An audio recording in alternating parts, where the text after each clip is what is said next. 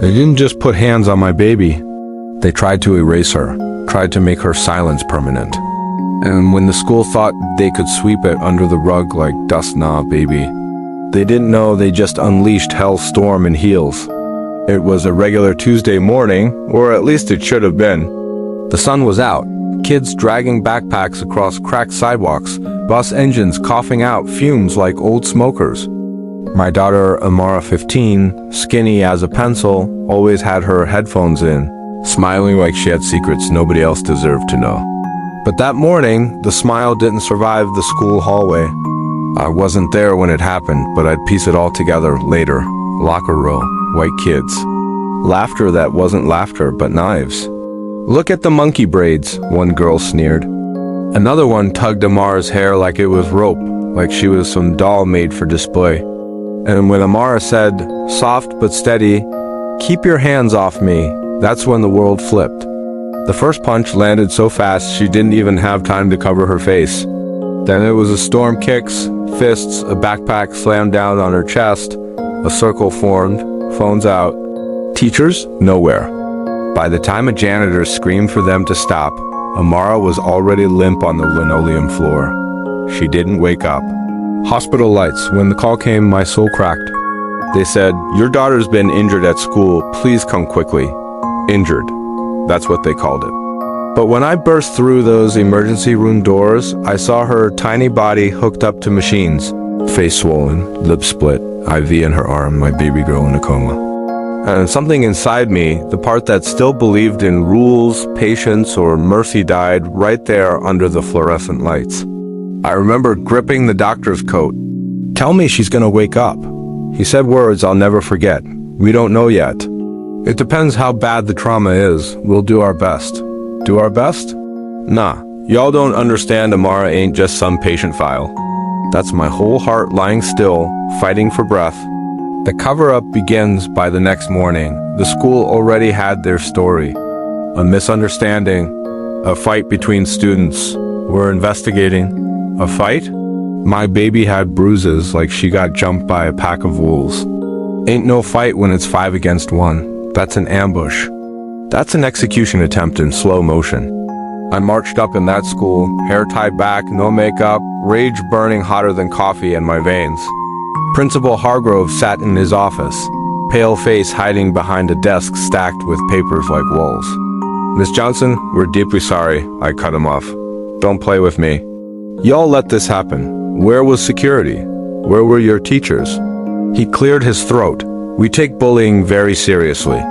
Rest assured, disciplinary actions are being taken." Bullying? I leaned forward so close he could smell the fury on my breath. "Call it what it is, racist assault, hate crime, attempted murder." His eyes shifted, slippery. "I understand your feelings, but we have to be careful with labels." Careful? My voice cracked the air. Careful is what you should have been when my daughter begged why all to protect her last month. When she reported those girls calling her the N-word in the cafeteria. Y'all did nothing. And now she's in a coma. He started mumbling about policies, but I was already gone in my head. Seeing Amara's still chest rise and fall, machines breathing for her, and I swore right then I was gonna not burn this whole damn place down before I let them bury the truth. The silence of the teacher's news spread, but not how it should have. Local channel gave it a 20-second clip. Teen girl hospitalized after a school fight. No mention of race. No mention of 5 against 1. Just another faceless statistic. The teachers? Silent. Some whispered apologies in the hallway when I came to pick up Amara's things, but not one was brave enough to stand by me in public. Afraid of losing jobs? Afraid of backlash? Afraid of the truth. One teacher, Mrs. Green, cornered me in the parking lot though. She looked nervous, eyes darting like someone might be watching. "I just want you to know," Amara was targeted. Everyone knew those girls had been picking on her. Administration knew. They told us to keep things low profile. My baby in a coma, and they wanted low profile. I wanted to scream, to tear the whole building down brick by brick. But instead, I just nodded, tears blurring my sight, and whispered, "Thank you." That's all I needed to hear. because now I had confirmation this wasn't just kids being cruel. This was a system choosing silence over justice. At Amara's bedside, nights blurred together in the hospital room. Machines beeped. Nurses walked in and out. I held her hand, kissed her knuckles, whispered stories about when she was 5, and thought the moon followed our car home. "Baby, I know you hear me," I whispered one night, voice cracking. "And I swear to you, Mama gone fix this. You don't even worry. Rest. Heal. I got the rest handled." And in that silence, I made another vow. If Amara didn't wake up, the whole damn school district would never sleep peacefully again. The pushback. By week 2, pressure started building. The school board called me in, said they wanted to work together. Translation: they wanted me quiet. One board member, smug in his suit, said, "We don't want the community to get the wrong impression." This was kids being kids. I laughed so bitter it tasted like blood. Kids being kids don't put other kids in comas. Another chimed in, "If you go public with accusations of racism, you'll divide the community. Is that what you want?" What I wanted my daughter's heartbeat back to normal. I wanted justice served on a silver platter with no crumbs left behind.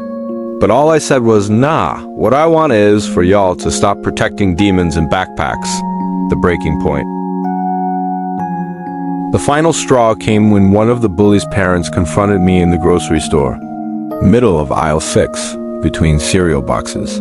She sneered, "Maybe if you raised your daughter right, she wouldn't be causing trouble."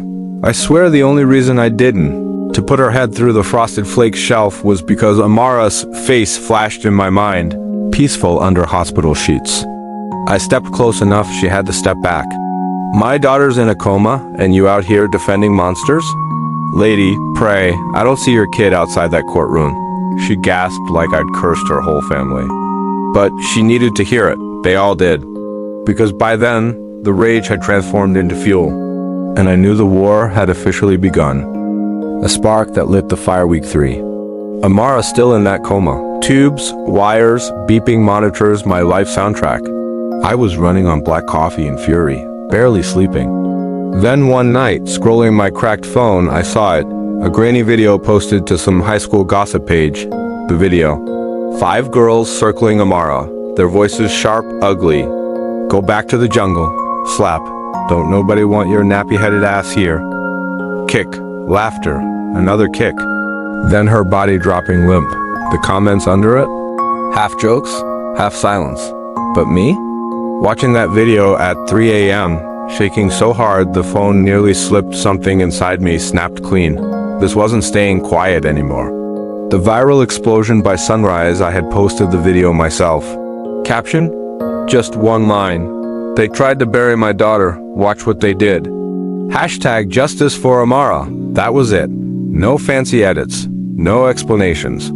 Just raw truth. By noon, it was everywhere. Retweets flying like bullets. Instagram reposts. TikToks with kids crying, "This could be me." Hashtags trending. And when the news channels finally picked it up, now they couldn't call it kids being kids. Now the whole damn country saw what kids did when racism festered unchecked. Reporters camped outside the hospital. Civil rights lawyers slid into my DMs. Activists showed up with signs. Nitrogen monoxide justice, nitrogen monoxide peace. The school board tried to release a statement, cold, stiff. "We are saddened by this incident and are investigating." The internet tore them apart. Investigating? Nah, y'all covering up.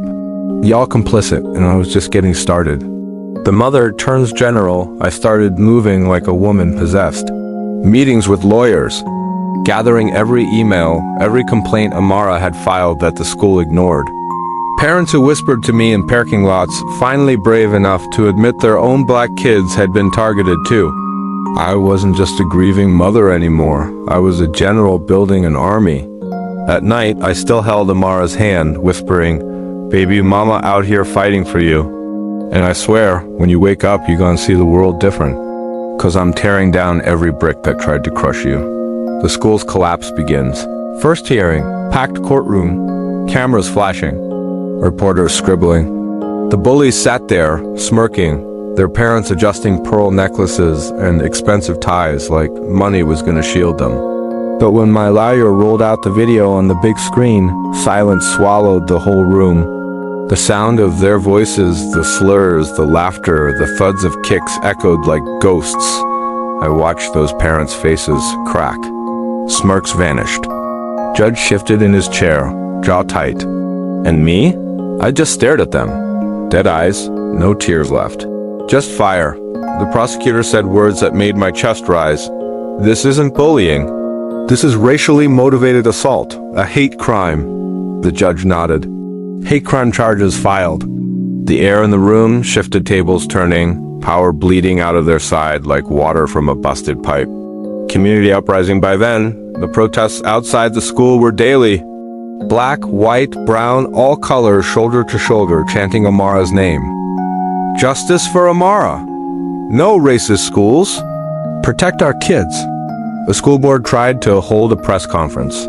It lasted 4 minutes before they got drowned out by chants and forced to retreat back inside. Parents pulled their kids out of the school. Enrollment dropped by half in a month. Sponsors withdrew funding. Teachers started resigning left and right, not wanting their names attached to the sinking ship. And through it all, I stood front and center, megaphone in hand, voice raw but steady. Y'all failed my daughter. But we were not just fighting for her, we were fighting for every black kid who ever felt unsafe in these hallways. We're done begging for scraps of respect. We're demanding justice, and we ain't leaving till we get it. The Bullies break court dragged on for months. Each hearing chipped away at their fake innocence. Text leaked screenshots of group chats where those girls bragged about teaching the monkey a lesson. Their parents begged for sympathy. They're just kids, they didn't mean it. Nah, kids know better. Kids know when they're pouring poison into the air. And now, the poison was choking them back. When the verdict finally came guilty on multiple counts, the gasp in the courtroom was like thunder. The judge laid it down. Juvenile detention for the attackers, restitution paid to my family, permanent marks on their records. But me? I didn't even smile. Justice wasn't a sentence. Justice was bigger. The school board's falsee, while everyone was watching the trial, I was digging deeper, emails leaked. Proof the principal had ignored repeated complaints. Documents showing the school board purposely downplayed racial incidents to keep their numbers clean. When those hit the news, it was over. Superintendent resigned. Principal fired. School board president forced out in disgrace.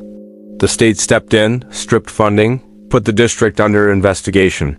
That school, the same one that thought my baby's life was just another file. They were collapsing under the weight of their own lies. And I was right there, watching them burn. Amara wakes, it was 6 months later. I had just finished another interview, voice hoarse, when I walked into the hospital room and froze. Her hand twitched. Then her eyelids fluttered. Machines beeped louder. Amara? My knees buckled as I grabbed her hand. Baby, it's Mama. You hear me? Slowly, painfully, her eyes opened, confused, weak, but alive. Mama, she whispered, voice scratchy. I broke right there. All the rage, all the strength I'd been carrying like armor cracked into sobs. I laid my head on her hand, tears soaking her skin. Baby girl, you back. I told you Mama got you. I told you I wasn't gonna let them win. She didn't understand the whole war that had been fought while she slept. Not yet. But she would. The aftermath months later, Amara was walking again, slow but steady. Therapy sessions. Endless checkups. Scars that no amount of makeup could hide. But she was alive, and stronger than they ever expected. The school? Shut down permanently. Turned into rubble, replaced by a memorial garden with her name carved in stone. Justice for Amara. Never again. People asked me, how did you do it? How did you fight so hard? And I told them the only truth that mattered. They thought they could bury my daughter, but they didn't know I'm the storm. And storms don't stop till every lie is ripped out the ground. Final words, racism didn't end with my fight. I know that. It's a poison that hides, shifts, tries to survive. But the world learned one thing. You lay hands on my child, on any black child, and think silence will save you? Nah, The silence is dead. We're loud now, louder than your lies, louder than your hate. And me? I'm still here, storm in heels, waiting for the next fool who thinks they can break us.